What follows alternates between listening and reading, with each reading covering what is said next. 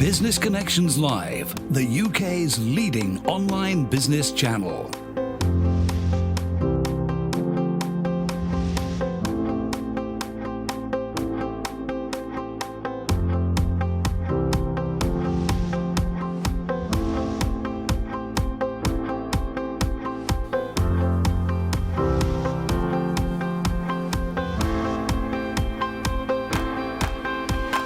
This is Business Connections Live with Steve Hyland. Hello there, welcome along. It is Business Connections Live, the programme for entrepreneurs, SMEs and also business owners too.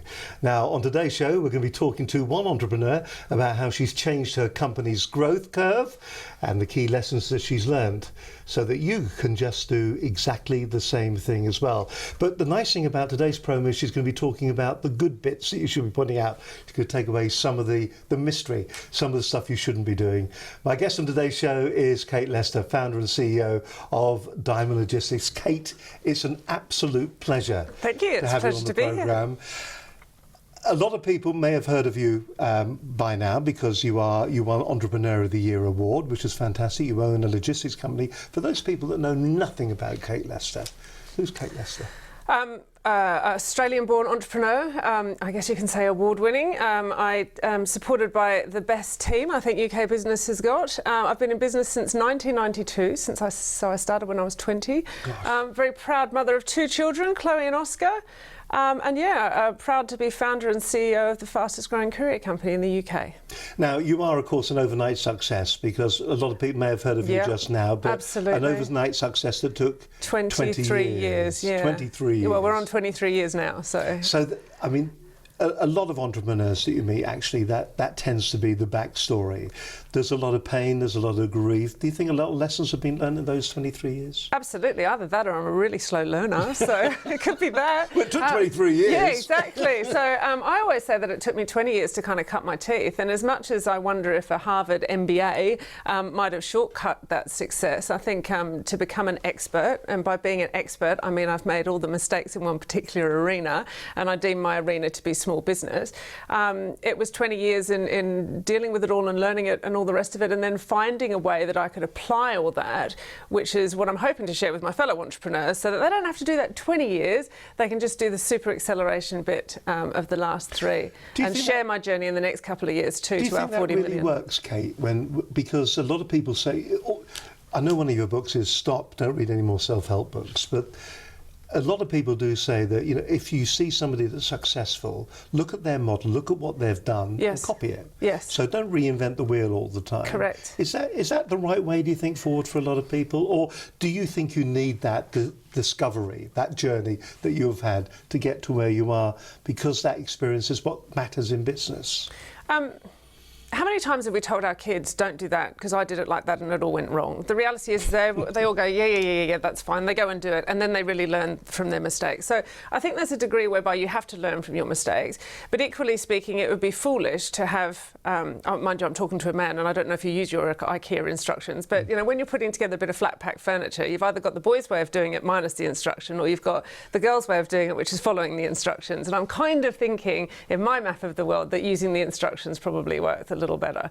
So I would say use a format or use a methodology which is going to assist you, but then we all apply all our filters and beliefs and assumptions and all the rest of it to it anyway. So it's a guideline, but yeah, I certainly think follow a bit of best practice. In those 23 years, from a personal experience, was there a moment when you said, I'm not going to do it like that, I'm going to do it a different way? Because we leave university, we leave school, we leave college, and there is always this path, this work path ahead of us, and there are a number of different ways of approaching it. My father, for instance, he would never be somebody that would be someone that would run a business. Yeah. He will always work for somebody. Yet there are other people who will run businesses, be entrepreneurs, serial entrepreneurs, and will never work for anybody.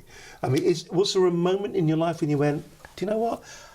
Working for someone isn't the right way. Yeah, well, I left school.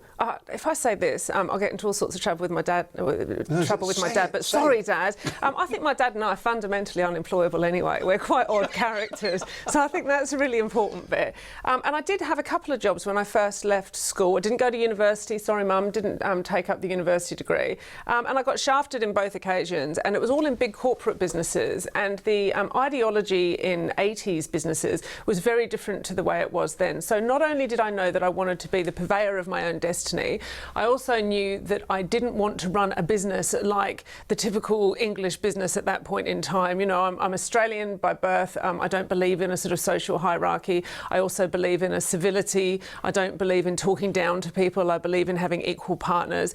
And actually those really passionate shared success beliefs have been the founding backbone of Diamond Logistics, even since day dot. And I guess, you know, maybe I've had a little bit of my naivety about people sort of worn off over the last 23 years, but I still go into things with the optimism and make it very relationship based and make it very much about mutually beneficial partnerships. So those two things, my fundamental unemployableness and the wish to have a different kind of business or a different way of doing things, were really passionate behind my choice. The industry you looked at, I mean, the industry you're in now, you started your career pretty much in it. That's where you start. Why that career? Because 23 years ago, that was a very male-dominated industry, wasn't it? Yeah, pretty well It is still still is. now. Yeah, absolutely. I mean, bless Hilary Devey, but and there are a few leading ladies in logistics, potentially. Is she a competitor, by the way? No, not at all. She's no. different. She's absolutely. Yeah, their business model is really different. But to be frank, it wasn't logistics or the courier world that inspired me, other than me being a bit of a petrol head and riding a motorcycle. It was more the fact that that's where the opportunity presented itself. And I think entrepreneurialism is very much, you know, the science of business, or applying that science of business to opportunities. So it happened to be the courier world. It happened to afforded me a very good lifestyle, and then I happened to see it as being one of those scalable businesses that has an enormous potential in the future. So that's really helped me with my longer and bigger business ambitions. A lot of people band it around, and you've used it a few times, the entrepreneur, this entrepreneurial spirit. Do you think there's a lot of people out there that call themselves entrepreneurs but aren't? Yes. That's a simple question, isn't it? Yeah, no, I really do. There's an awful lot of theorists out there that have read the book. The difference between that and the sheer grit of being self-employed is entirely different. So all of us who have our own businesses, the first thing I would say is you can read all the books you want, but actually reading them and not applying them doesn't make the slightest bit of difference to your business. And the reality is that anybody who is shy of being a salesperson will really fail from being an entrepreneur too. And that is the real difference between what I say is the entrepreneur's craft and that of the artisan. So we see many people who are experts in their craft. So for example, if you were an expert carpenter, because you run a carpentry business doesn't mean you are an entrepreneur. So to be an entrepreneur means you have to detach yourself potentially from your passion in order to run the business and seize that opportunity. It's working in your business. It's the difference between the entrepreneur and the artisan, and I very much admire the artisan, because I am a jack of all trades and mistress of none. But an entrepreneur really does need to be that kind of generalist, whereas an artisan tends to be the finest purveyors of their craft, but not necessarily the business people. So before we get into the mentoring side of things, the things that small businesses that you come across get wrong, what do you think the key things are that make you so different as, in inverted commas, an entrepreneur then? What are the key things that make it work for you? I am really, really focused on what I'm doing, and I think that's the bit that is really different. You know, people, I get this question asked all the time. A lass at the Leeds business event said, "So how do you achieve life balance?" And I said to her, deadpan, "I don't understand the question," and that's really, really important. So you have to be a little bit kind of, you know, obsessional about it all. So you're Kate all the time, aren't you? This is Kate, it. The entrepreneur. This This is it. That's pretty much it. I would say I'm a little floss year at the weekends when I've got my mates round. In fact, I think a few of them would on occasion say, "You sure you run a business?" But that's probably because I'm thinking about it all the time. I'm chilling out. It's always churning in the back of my mind what we're doing in the business, where we're going, how we're taking it forward. And my kids will tell you, as I said when I won the Entrepreneur of the Year award, that you can always tell the priority in mum's life from the people on her iPhone, because number one has always been her business and then number two is her kids. So that's kind of a big challenge. And I actually love everything about business. So I read over 50 books a year, and half of them are business books, and I do that voluntarily, not as a chore. You say in your own book, and of course there are 2 books that Kate has written. In fact, there's more than 2 books, isn't there? There's the autobiography as well, isn't there? Yeah, and I'm writing The Manicured Fists, which is a girl's guide to business. Yeah, and I haven't read those ones, but the 2 I've read are Stop, Don't Read Any More Self-Help Books. Stop reading self-help books. And the other one, which is JFDI. That's the one. You can figure that one out for yourself if you wish, what that stands for. Both, the nice thing about them are they're quick, they're to the point, they're concise, and they're both of them are a good read. And what I found I did was I bought one, read it, and then bought the second one straight away and read that one straight away. So I'm really not a big reader. Yeah. I really don't do that. Yeah. And found them absolutely fascinating. Thank you. But there is this thing, isn't there, that there's loads of good advice, but good advice blowing in the wind is useless to people. Oh my gosh, people are absolutely addicted to reading books and going on courses and joining their local entrepreneurs events, and it might as well be self-help groups for, Entrepreneurs Anonymous, whereby they're all standing up saying, "Hello, my name's Kate and I'm an entrepreneur," or a Workaholic Anonymous. But the reality is that you do at some point actually have to apply it. It's all theoretical up until that point in time. So it's about launching in and JFDIing it, really.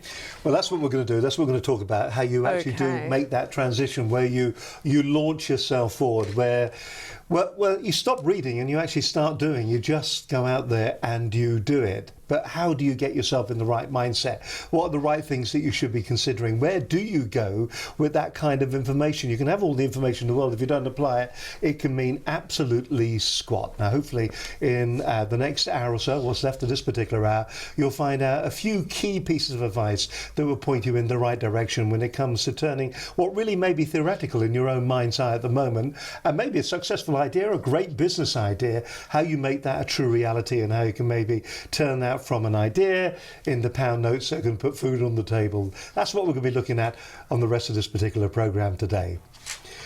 You're watching Business Connections Live. Great to have you with us as always. We are 100% and completely live right now. Kate Lester is my guest. She's the founder and CEO of Dime Logistics. We've had the privilege, the honour, the luck to talk to you for an hour before the show. It was really interesting, just getting to meet the real Kate, because I suppose when you're in that kind of position, a lot of people, will have their opinion of you too, and you hear across the industry what the person's like. Can I just say that everything was very favourable before you walked in the door? Yeah, I think people such as myself are pretty Marmite, and you've got to be really comfortable with that. So. In order to be authentic, don't you? Yeah, absolutely. Like them or loathe them. Yeah, absolutely. But you've got to be happy with that. You've got to be content with that. I think if you want to be able to fit into like a bigger corporate or something to that effect, then you've got to make yourself more amenable to sort of other people and, less Marmite-like, or shall I say Vegemite? Being Australian, it can be Vegemite, can't it? Yeah. But, multinational. Yeah. Well, I'm glad the reviews were favourable. Yeah, they are. Listen, we're going to be talking more to Kate in just a few moments' time. I'll tell you what we'll do right now. Let's look back at what we did on last week's show. Social media, of course, a very important part of any business. I do feel sometimes, though, that people do get completely lost in social media, and they think that maybe perhaps social media is going to be the end to a means where it's going to be successful. Somebody once said to me, when it comes to the likes of Twitter, it's like putting a message on somebody's windscreen on a windy day. It's there and gone in a second. But at the moment, Facebook seems to be doing all sorts of things. Obviously, Facebook are in it to make money for themselves, but they are encouraging businesses to use Facebook more as a tool, more as a vehicle for messages that you're trying to get out about your business. And last week's program, we had Vanessa Lanham-Day on the program. She was talking about Facebook marketing. A fascinating hour, once again, as always. If you haven't had a chance to watch the program, here's a bit of a teaser of what happened on last week's edition of Business Connections Live.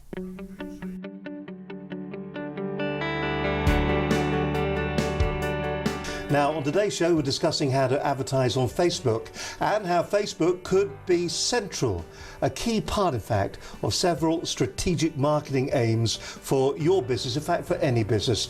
And my guest on today's show, who's going to guide us through the whole world of Facebook, is the lovely Vanessa Lanham-Day. Most business owners tend to think of Facebook as Facebook pages and getting likes, but the advertising area is quite different. I think it was Zuckerberg's aim all along to turn this into well, clearly it was to make it a money-making model, and so the advertising area has developed in the last few years because now the database is so huge and your ability to target within it is so precise. They're able to really to monetize that, and they're getting smarter and smarter with the advertising. But what you do on your business page is really quite different to what goes on your personal page. And it's against Facebook rules to run, and a lot of people still do it, to have a personal Facebook page, but they're using it as a business page. I always come back to this area of the funnel as being important because I think people misunderstand, how and why they should use Facebook. Facebook users on average visit Facebook 14 times a day. So you're talking about probably 25% of the people on Facebook are in that older profile. And for a lot of businesses, that's exactly the people they want to speak to. If they target their existing customers, their friends are like to see that. You can target the friends of your existing customers. You can put in your existing customers and then ask Facebook to find another audience that matches it. Facebook delivers advertising based on your profile. So if you fit the profile and you're a personal training gym in Guildford connecting with people within that quite tight geography of the right age range, in about week 2 of January, you're going to be getting in front of a number of people who are thinking, I really need to do something about this. I think Facebook works at a very human level. Why has it become so popular? And I think it's because it's such a natural extension of the way we socialise as human beings. Understanding that Facebook is super targeted, as I've just explained. I think one of the real attractions, it is low budget, and my experience is it's more cost effective than Google AdWords. And just to be clear, it's a pay-per-click model. If nobody's interested in what you do and nobody clicks, you haven't gained anything, I'll grant you, but you've not lost much either. The idea that you can boost a post. And boosting a post, so for example, if you've put an article on your Facebook page and you can boost that, which basically means it'll appear higher up the news feed for the people you target. Facebook fits at the top of that. It's the moment where people will first interact with you. I mean, possibly the way in which they see your page and engage with it comes at a later date, but for most people, Facebook is a way of starting a relationship. So if you go too fast to sell after that, you could be putting people off. Now, the time between that moment of interaction and the moment of sale, for some businesses it's minutes, for other businesses it's months and even years, but the process is the same. But what Facebook have done now is to make that a lot easier for businesses. So they've added in this thing called lead advertising. So they're recognising very specifically that people are looking for a starting point, a lead into their business. Typically, or in the past, what would have happened, it would have taken me off-site onto the client's website to complete. What Facebook are now doing is that your sign-up is completely within the Facebook platform. Hello, I'm Vanessa Lanham-Day from On Track Marketing. And my position is, if you're a business owner in the UK today and you're not using Facebook marketing, you're making a very, very big mistake. With 76% of internet users and 68% of the population, with 38 million UK Facebook accounts that are hugely targetable, you're missing out on a massive audience. So you need to stop and think, but mostly you need to analyse who your customer is, because when you know that, you can take advantage of Facebook.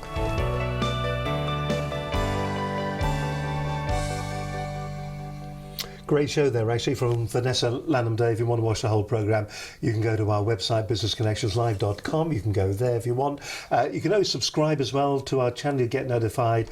You can go to YouTube, Vimeo, iTunes. It's all there, no matter where you are. And if you're in the Cambridge area, then, of course, you can watch it on a weekly basis on Cambridge TV as well. You're watching Business Connections Live. My guest on today's show is Kate Lester, founder and CEO of Diamond Logistics. We're talking about entrepreneurship, entrepreneurs, and also how entrepreneurs like Kate can inspire and maybe turn around a business like yours, can give you the insight on what you should be thinking? Because do you think it's actually industry specific? Is it important what industry it is, or is it just a frame of mind, a position that you come from that will make an entrepreneur an entrepreneur? Absolutely. I'm going to entirely misquote Andy Warhol now, but he said making money is art and business is the best art, or something to that effect. And I believe that business is applicable to any craft, as it were.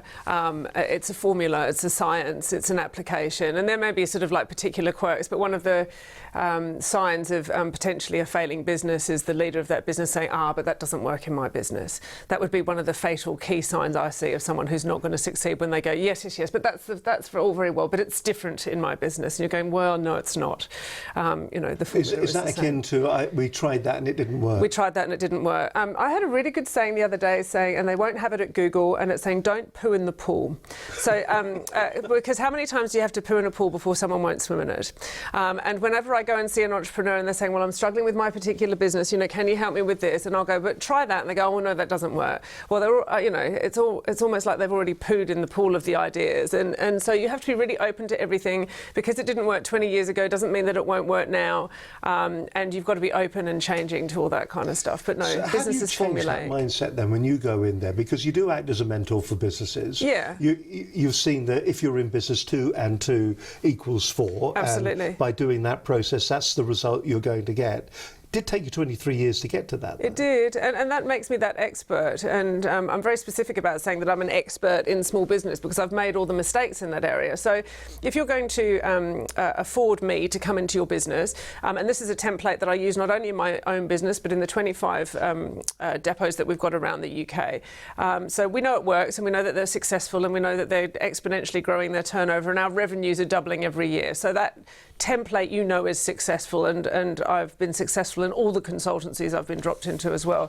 So that absolutely works. If you start saying right from the start that's not going to work, then you're already going to be putting yourself in that kind of holding pen, as it were, of people that I think are likely to fail. And fairly shortly in our conversation, I'll just say this isn't going to work with me. You have to be receptive to the new ideas, and you have to try it a different way. I mean, there is that psychology, this NLP kind of thing. You've done some psychology. I have, You've done that. NLP and clinical hypnotherapy, yeah. And so just look into my eyes. Am I a chicken yet? Yeah, nearly, yeah. But when I forgot what I was going to say now, but it's completely gone. Yes, exactly. I told you I was good. Yeah, that was very good. What do you think then are the core big mistakes that everybody does make, that when you go in there, because nobody's reinventing the wheel, and that applies to mistakes as well. Everybody is getting it wrong, aren't they? Sure. So you walk in there, what do you see that kind of says to you, I can tick that, they are the mistakes that businesses make? Number one, people think that their idea has a market because they think they like it. So, people may think, gosh, I absolutely need that widget. And so they then spend a vast amount of money R&Ding that widget before actually seeing if there's a market for it. Because just because you want something in that particular form doesn't mean that that's what your market wants. Have you delivered that bad news to anybody that you've mentored? Absolutely, yeah. How was it received? Really badly, but the company did not continue. Well, they tried for a bit, but it did not continue. And this is the classic. We do see this in some of the entertainment programs like Dragon's Den, where it's nearly something's been made for the sake of being made. Yeah. So an awful lot of people also go into businesses which are existing, and there's an awful lot of them, so there's a lot of competition, which can be good and bad, and they think that because of the way they're going to run their business, then that's going to be a different way of doing it as well, and it's not innovative enough to say that your why is different, or that your service delivery is different, or necessarily that your price point is different.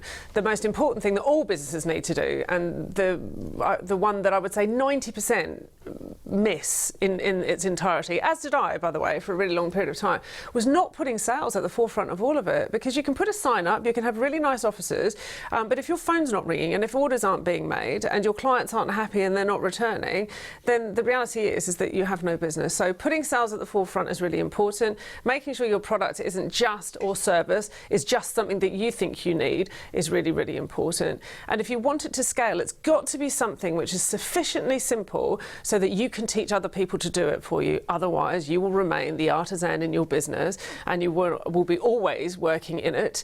And then you will just be like an employee, only you won't get sick pay. So that's a rubbish situation to be in. But it's interesting you're sort of saying that you know, you find yourself that you're trapped in the business, but a lot of people, it's very easy to have a business that you think is going to be successful for it to be a well-kept secret. Yeah. And you do that too? Oh my gosh, if I had one of the major shifts that I actually made moving forward was that if in my map of the world, and I know no one would believe this now because I'm always kind of out there, but I would love to have been that Wizard of Oz behind that little curtain, tapping away on my computer screen and then hoping that the world would kind of find out about Diamond by osmosis. And in actual fact, I had this warped perspective in my head that if we were good enough, then people would find us. And that worked to a degree, but it's the world's best kept secret. The world's best kept courier, but the world's best kept secret too. And strangely enough, as soon as I got in front of our PR curve and we've put our name out there, we've been able to grow. Now, we wouldn't be able to sustain that growth if we weren't really good couriers. And that's one of the reasons we've got the website reallygoodcouriers.com. But the reality is that people need to know about you first. So you have to put sales there. If you're an entrepreneur and you can't be the front of your business, then that's going to be a real challenge for you. And if the phone's ringing and orders aren't being taken, it is not a business you have, it is a concept. And that's why 1 in 2 businesses fail. But do you think it's because people have been seduced by this wonderful word social media, and they think that social media equates to selling? I think social media is lazy marketing, and that's lazy sales. I still think traditional sales models are the way that people actually build their businesses. Now, what do you call traditional sales? Oh my gosh, we do everything from door knocking to prospecting to telesales to, you know, we've got all the marketing and all the soft arts as well. But in our Logistics University training, which is the 3-day launch program prior to the launch of our depots, we have a whole morning on saying that, you know, there's a lot of soft marketing there to kind of warm your brand and get you in front of people.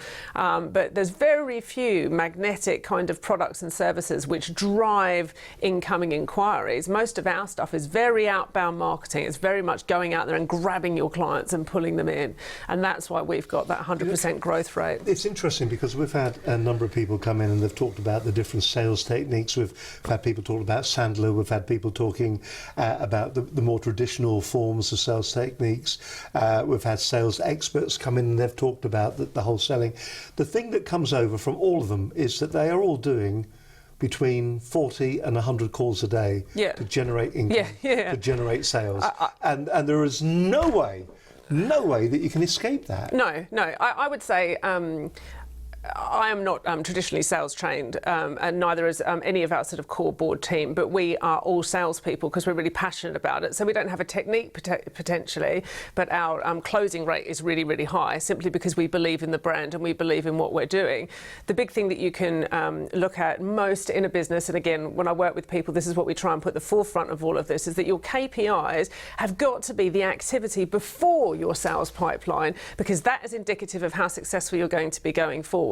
So we have something called the diamond maths in our business, and that effectively goes from all sort of 100 leads, you've got 10 proposals that are going out, you'll get 5 final appointments, and you'll get 2.5 clients as a result of that. And that's got a predictable revenue stream as a result of it. But if you don't put those 100 in one end, you won't get the 2.5 out at the other end. And that's the fact. So it's all about activity. It really is. Sales is an activity-based science. A lot of people will look at those kind of figures retrospectively. You don't do that, do you? You are actually looking at what is happening dynamically. You are forecasting what a month will achieve. Which is strategic as opposed to reactive management. And again, if you want to get in front of your sales curve, you've actually got to look at the activity behind it, because activity actually has proper conversion rates. So we look at activity, we look at sales appointments made, we look at proposals that have gone out, and then accounts that are actually signed up with their proportion of what that sales revenue is, so that we can then forecast what that next month is going to be.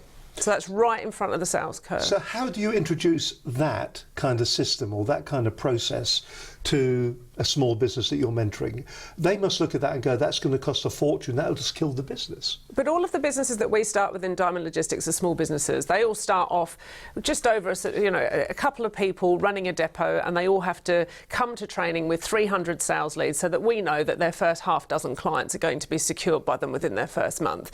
Because we know that if they secure those first half dozen clients, then word will start getting round, marketing will start kicking in, and then they'll be able to start developing their businesses. So we apply that in 25, we've applied that in 25 businesses in the last 2 years so that we know that that works. It's not expensive. The working capital requirement for a Diamond Logistics franchise, in addition to the franchise fee, which sort of starts at 20,000, is only £20,000. So you're only talking about £20,000 to build a sustainable business, and our franchises are forecast to generate revenues of £1 million within 3 years, and our star franchises are doing that in under 2.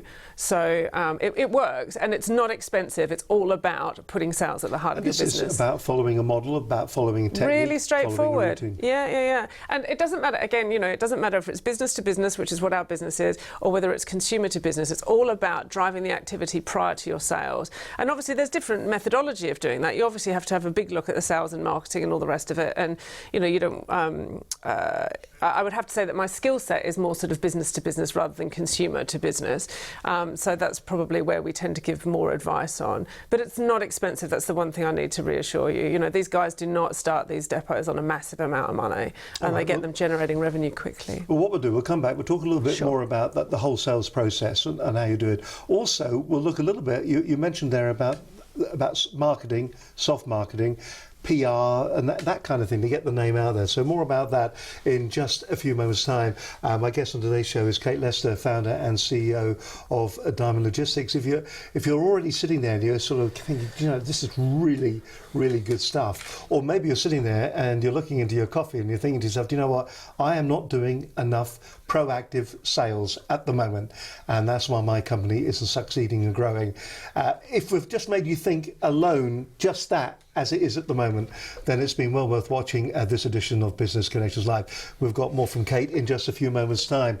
Another thought, maybe, perhaps, for you. Are you still sending out traditional newsletters? Are you still doing that? An interesting statistic that I read somewhere, within 3 to 5 years, most websites will look like a multimedia TV channel. What does your site look like today? Is it a bit flat? Is it just a brochure that's just sitting on a screen somewhere that people, you can really send them the actual website? Or is it a dynamic website? Does it engage people? Does it bring people in? And the marketing information that you're sending out there, does it engage your audience as well, for that matter? Are you still sending out long newsletters that nobody reads?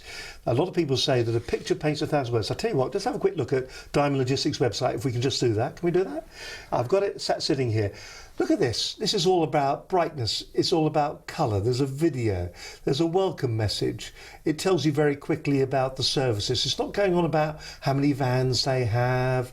It's painting a picture. It's telling you a little bit about the personality of what the business is all about.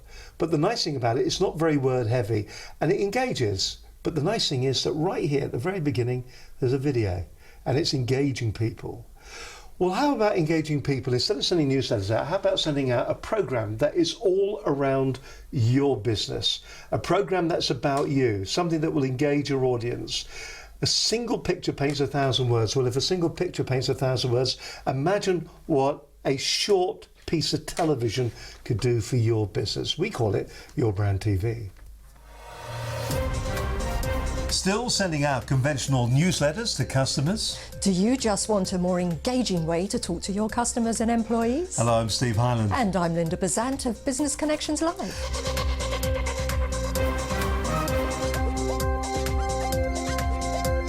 Your Brand TV is a completely branded television show that can be streamed live or delivered on demand to your niche audience. Be the first in your market to capitalise on the online media gold rush that is using online video to effectively deliver news, information and education to key personnel and clients. Video attracts 2 to 3 times as many monthly visitors. It doubles their time spent on your site and has a 150% increase in organic traffic from search engines.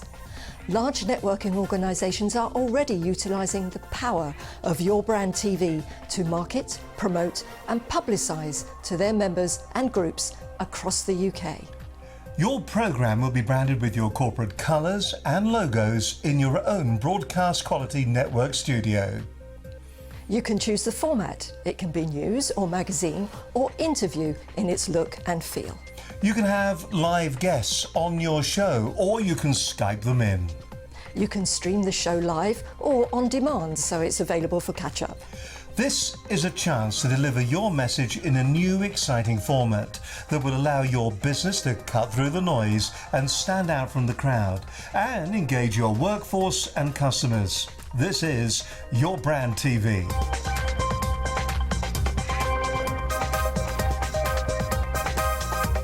To get more information on this fabulous opportunity to bring to life your corporate communications, contact us today at Business Connections Live, the UK's leading online business channel.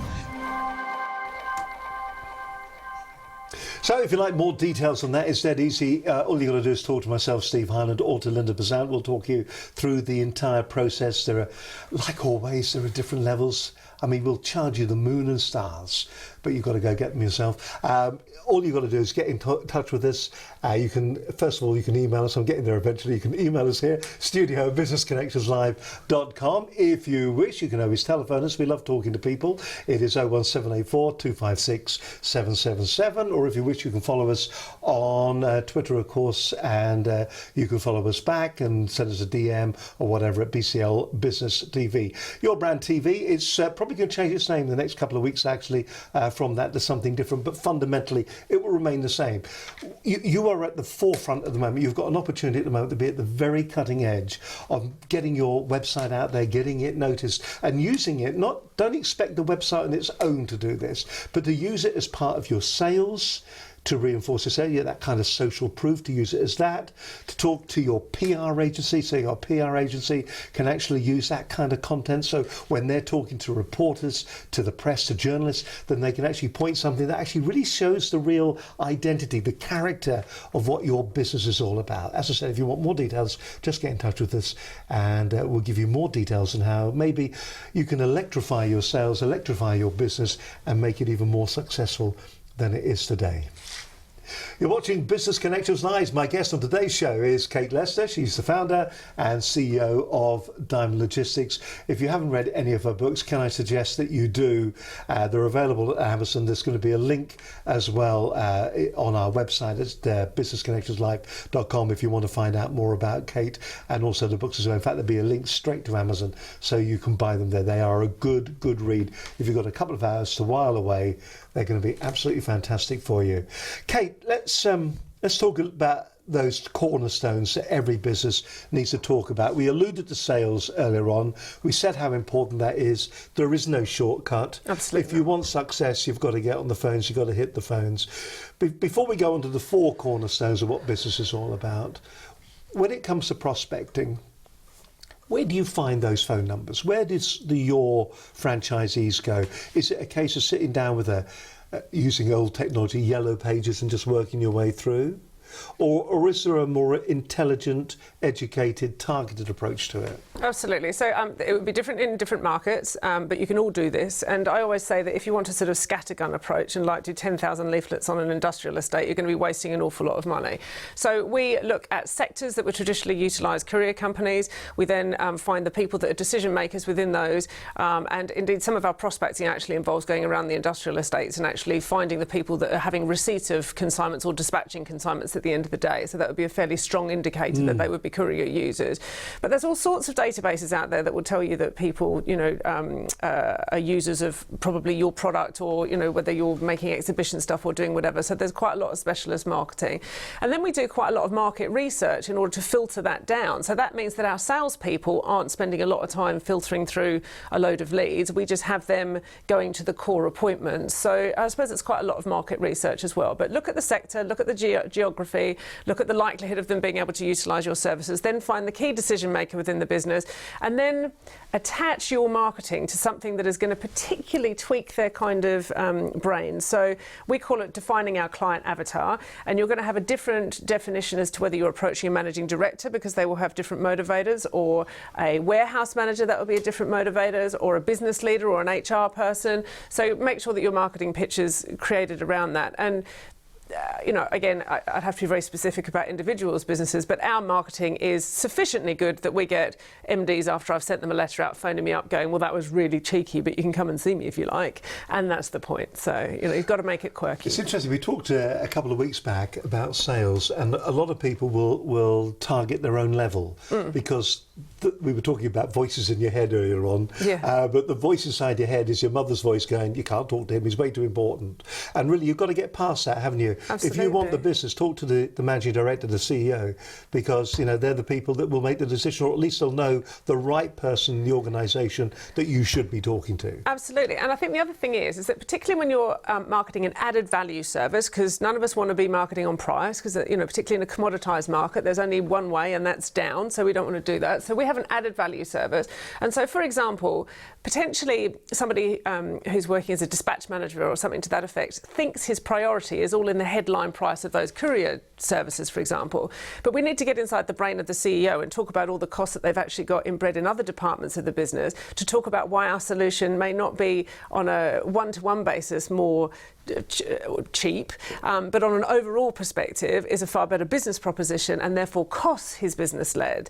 But So that is the danger, it depends. Yeah, you've got to be able to get your message to someone who's going to understand it, and potentially in its complexity as well, because quite a lot of our sales pitches aren't just sort of, do you want this? It's a more complex sale. Because it's interesting. I mean, we obviously deal in the video production arena, and a man with a camera and a laptop can go out a lot cheaper than, shall we say, we can, who are using broadcast equipment, broadcast cameramen, broadcast crews, who do planning, who understand the message you're trying to get over. Absolutely. And you are competing all the time, nearly. Well, I can get it for 500 quid a day. Absolutely, absolutely. And I think you and I were saying beforehand, I know so many people that have bought a camera and think they are a photographer. I know so many people who have a video camera and believe that they are doing the same kind of thing that your business is doing, and then I come here and see this and they're clearly not.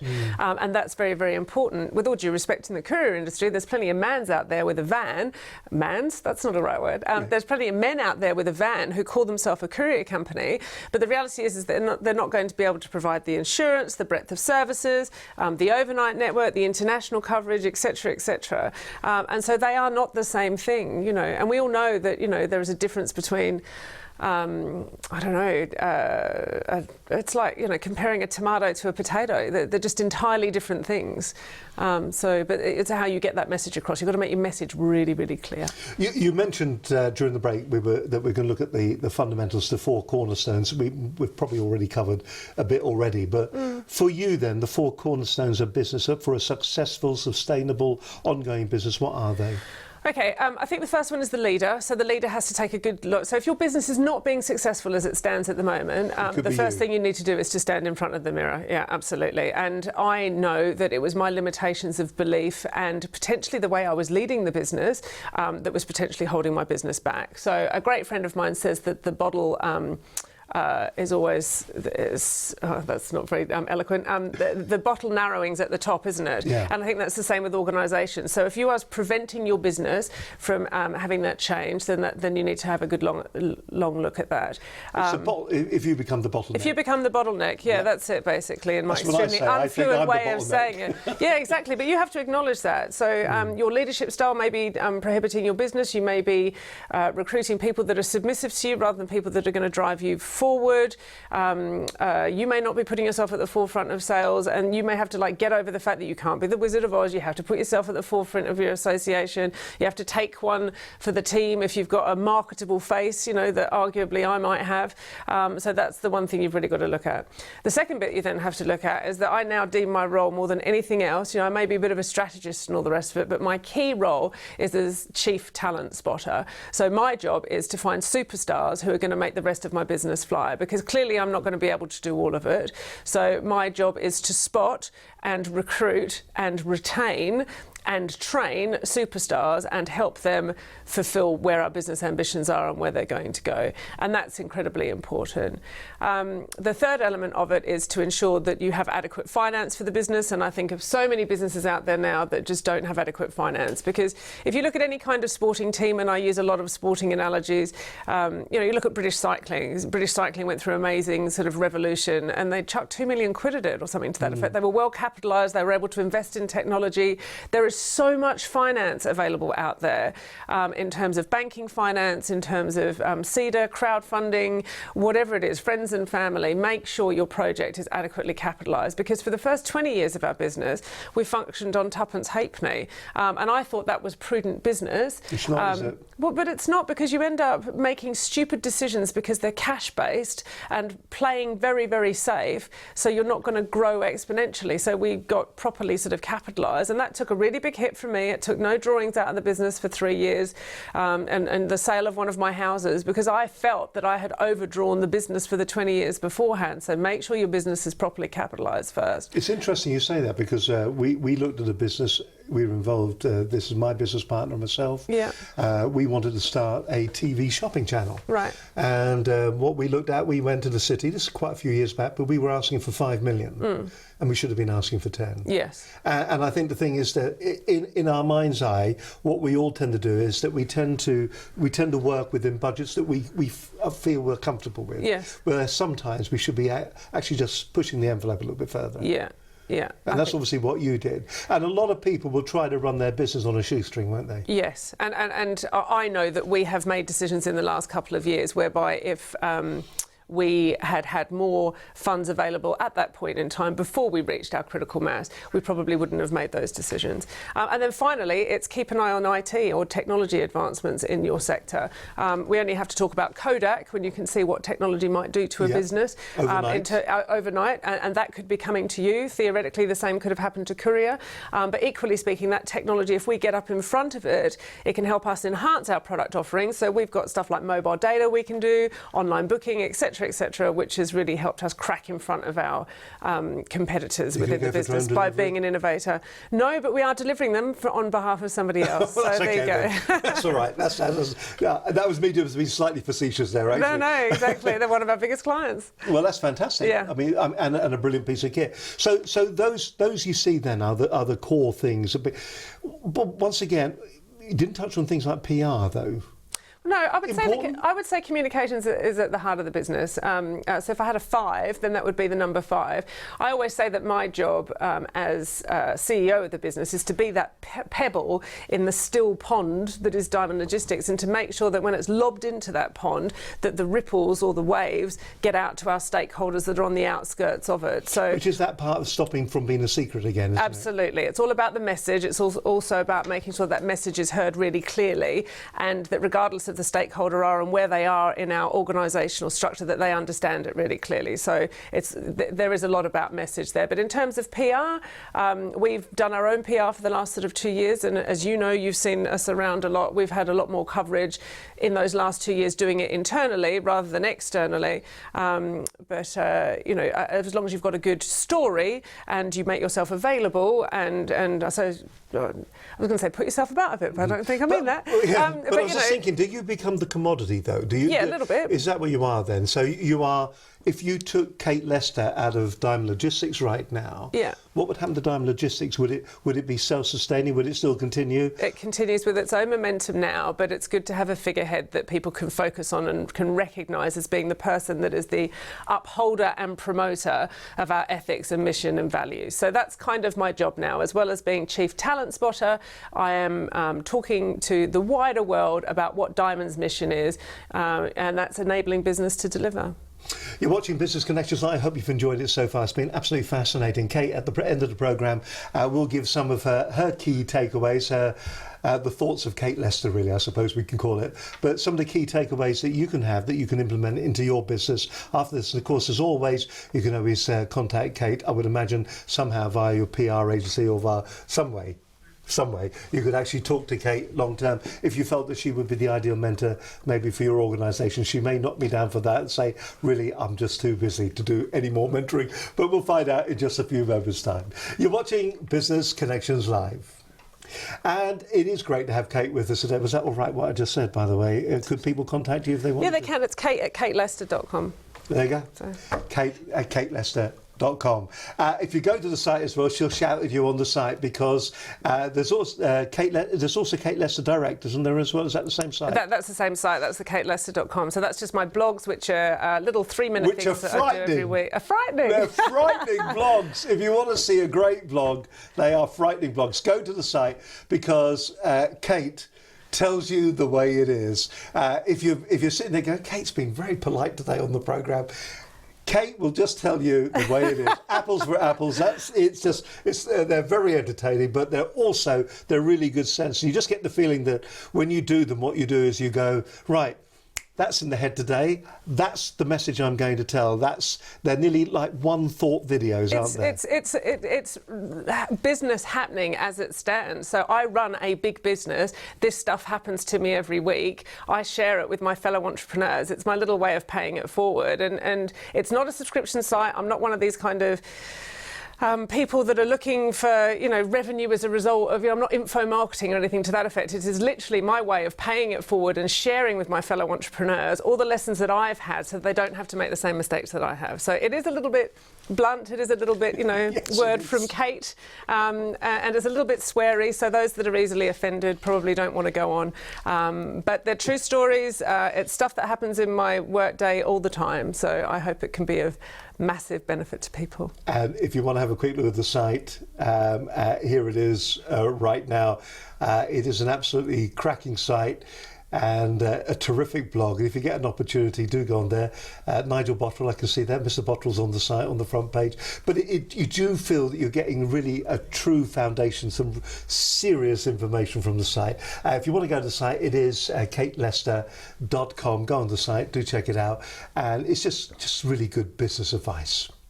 You're watching Business Connections Live. Great to have your company. Here we are. We're live. And as always, it's good to know that you're watching the programme. Business Connections Live is where you are at the moment. And my guest on today's show is Kate Lester, founder and CEO of Diamond Logistics. We've just been talking about the four core values of what you see as business. And the fifth one, if there was a fifth one, of course, the PR, the fact of what you do as well, that you are... We nearly said that you're a bit of a commodity. You're the figurehead of the business. A little bit. And there's something. What other advice would you give businesses then at the moment? The other key things that you think businesses don't do when you see them?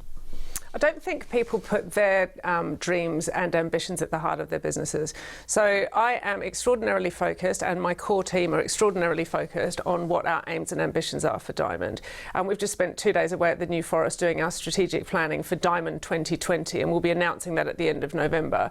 And that's very much based on our shared perspective of where it is that we want to go by 2020 and where we want our business to be. From that, we do the back planning. From that, we think, what stage posts do we need to actually achieve in order to reach that? So by Diamond 2020, we'll be a global brand, and we know what our revenues will be. And we've set what those targets are. And then from that, we back plan back to 2015, what we need to finish off at 2015, and then what we need to do in 2016, 2017 and onwards to achieve those plans. So I think planning is a really, really big part of it, and not in the great sort of theoretical, big, long, detailed kind of stuff. Those high level, easy to communicate plans that you can share with all your stakeholders so that everybody knows on a daily, weekly and monthly basis what is expected of them, what they're supposed to be doing, what they are responsible as part of your business plan, and then the assessable metrics of people. So what does that mean? So like whatever your KPIs are for your business. So from us, on a day-to-day basis, it would be our job count, because we know how many job count we need in our job count in order to reach our critical mass figure, and what contributes towards our sales figures. Again, it would be all that sort of activity before the sales pipeline, and whatever that may be in your own business. For an airline, I believe one of them says that it's their customer complaints complaints, because they then know that if they've got a lot of customer complaints in a month and 2 months down the line, that will impact on their revenues.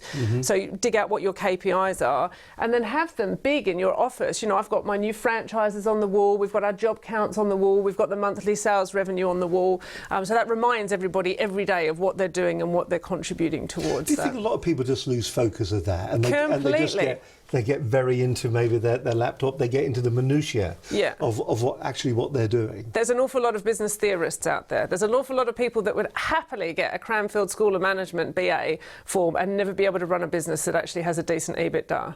It's very, very different. You know, I am not a rocket science in any way, shape or form, but I guess the difference between a theorist and an entrepreneur that actually makes it happen and actually has those bankable assets as a result of it is somebody that actually goes out and does it. So don't get caught up in the theory. Keep it really simple. Have a plan, work it every day, not rocket science. What about, do you think it's important the style of management that you are? I mean, I always find it interesting when I talk to business leaders like yourself.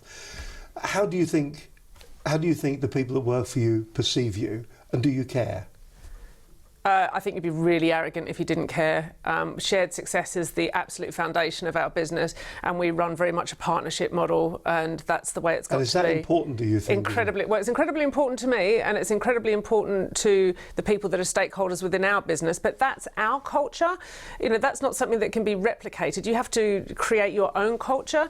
If you look in the organisations that are very, very successful, that I deem them to be very successful, you can get the flavour of them all. So whether it's Virgin or IKEA or, you know, big brands like that, you've got an idea of what that brand means to them, and Diamond means that to us too. So I would say that my team would probably say she's very nice and very funny, but she can really bite too. Sorry, just what's that? They're saying what? I'd say that Kate's completely fine unless stuff isn't done properly, and then I bite. Then you kill her. Then you kill them. No, not necessarily. But we have had. We're an incredibly fast growth organisation, and so it takes an enormous amount of work. But I don't tolerate fools gladly, and people really know that. And I'm as down to earth as my blog suggests. But I praise a lot, and credit where credit's due, and the team have a really happy working atmosphere, and we've got an awesome headquarters, and I'm extraordinarily proud of all my franchises and depots around the UK. And you know, we've got an AGM coming up at the end of November, and you know, we've invited all sorts of people and stakeholders to that, and they'll be able to see the real vibe. And it's really different, but it's specifically the Diamond vibe, you know, that Diamond vibe of shared success. A lot of people would think that was nearly the froth, but yet you see that as being quite important, that whole thing, because there are a lot of businesses do as I say. Isn't it? That, you know, people. There are managers out there, and there are business owners out there. You will do it my way or highway. That may work for some people, and it may work if you're not necessarily trying to scale your business. But all the time you get away from something whereby you actually have to do everything yourself, you're going to have to rely on stakeholders in order to do your service delivery for you. And if they hate you and your company and the ethics, you know, then they're not going to be delivering that great service. And in the end, if they're not delivering that great service, then your clients aren't going to like what you're doing, and then if your clients aren't going to like what you're doing, then you're not going to have a sustainable business, are you? So I think I genuinely do not believe it's froth. I think it needs to be right at the heart of your business, and your beliefs absolutely have to be delivered from the point whereby you have an initial conversation with somebody, to their service delivery, to the way the account's administered, to the way you continue to communicate with them. And otherwise you are just the same as everybody else. So there may be other parcel companies out there that are, you know, divide and rule and difficult with their teams and don't necessarily have such a personality, but that's not Diamond's way of doing it. So we have to be different, you know. Without giving away commercial secrets, what do you think the three key things are that you want to achieve immediately, be it personally or for the business? But what do you think the next maybe 12 months are the ambitions that you have? Okay, so we launched the countdown to Loving Logistics. That's going to be a big happening that's happening on the 14th of February 2017, and you guys can look up the website Loving Logistics to find more information about that. It's not being launched until the 28th of November, by the way, but that will give you a hint as to what our plans are in 2017. We will have 40 depots by midway through next year in the UK, and we're just about to make some key appointments in the business, and we'll probably be relocating. So I guess they're the three big things for Diamond next year. It sounds like it's an exciting time just around the corner for the business, and it's been an exciting time for the business up until now, actually, and it's just a lot of hard work for you too. Is it hard work if you love what you do every day? It's a pleasure bouncing out of bed at 4:30. I know, 4:30, but it is genuinely a pleasure. And you know, I actually get a little smug sense of satisfaction when I'm driving to work and I can actually hear the shipping forecast. That's how sad I am. But people talk about long working hours, but I have such a passion for this. It doesn't feel like a chore. My life is very well rewarded. The last 23 years have been exciting. The last 3 years have been super exciting, and I can't wait to see what happens in the next 3. But you know, I have my team to thank for that. Listen, we always ask our guests on the programme if they could just give our viewers a few takeaways at the end from the lessons you've learned, from the experience that you've had, maybe what they should be considering in their own business. It's nearly like a summary of the show. It's nearly all done, actually. The hour has flown by. It really has. Camera number 1 is the camera I invite you.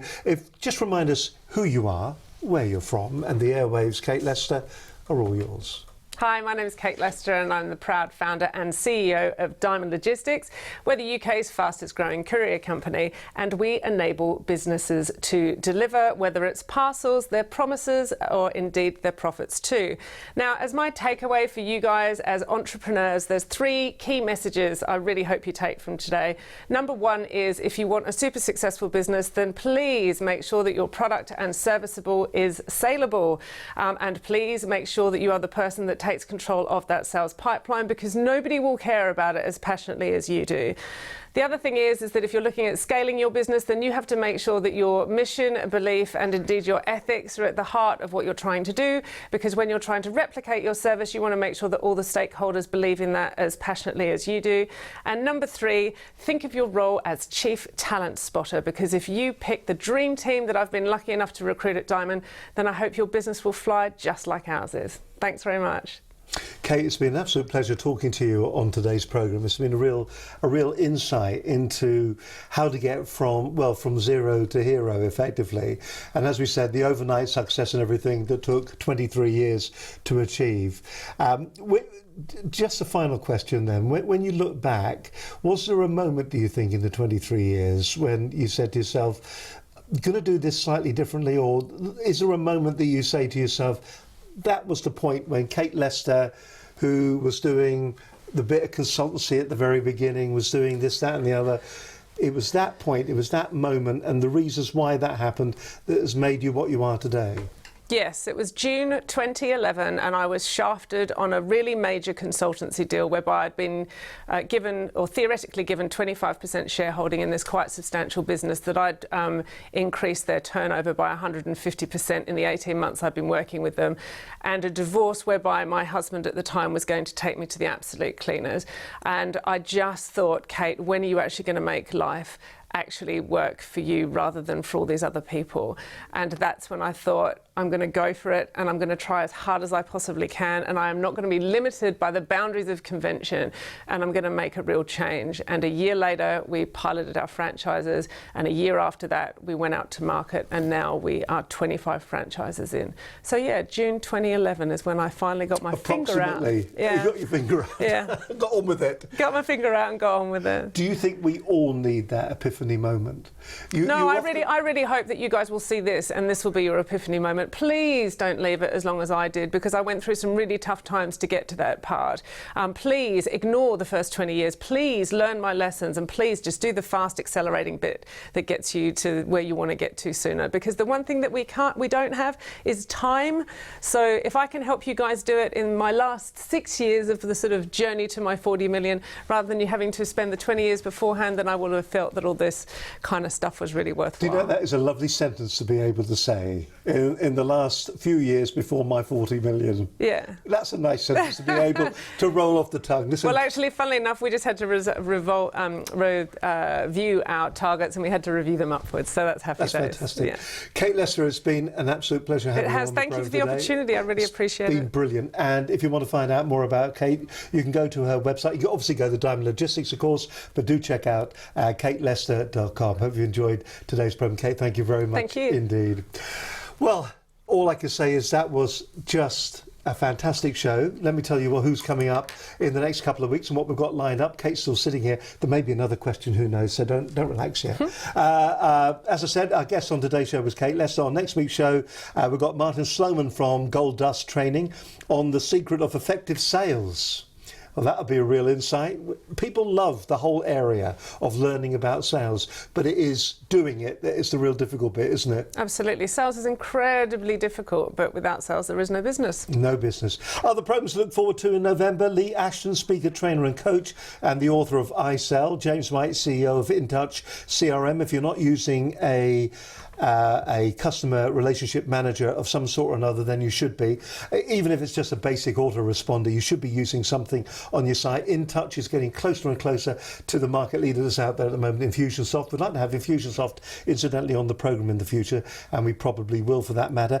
Steve Bridger, author of the book Transform Your Communication Skills. There's a chapter about Business Connections Live in there where we give some advice on how you should be going about improving your communication skills. It's a great book. That's going to be published on the 28th of November and is available to pre-order on Amazon even as we speak. And then in December it starts to get a bit silly. We've got Steve the Barman advising you on entertaining your clients in the festive season. Helena Panzerino with her new book Funding Your Business for Dummies. Helene's a good friend of the programme. She'll be coming on. We're talking about all forms of funding, everything from seed funding all the way to going out there and doing all the other stuff and talking to your bank manager and what you should be doing. I mean, as Kate said earlier on, there are loads of opportunities, and think big. If you're thinking that you need £100,000, go for two. Ask for $500,000. Absolutely. Yeah, so, you know, and it's their money, it's not yours, so just think big.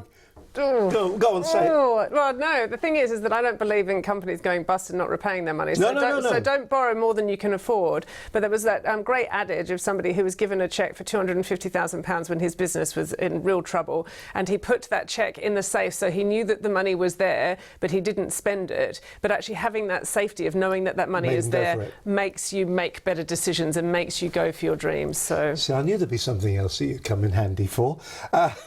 Monday, 21st December, join us for our Christmas party show where all your favourite guests from the past 100 plus programmes, not all 100, at least we don't know yet. The response has been fantastic. Everybody we've asked has said yes, they're coming.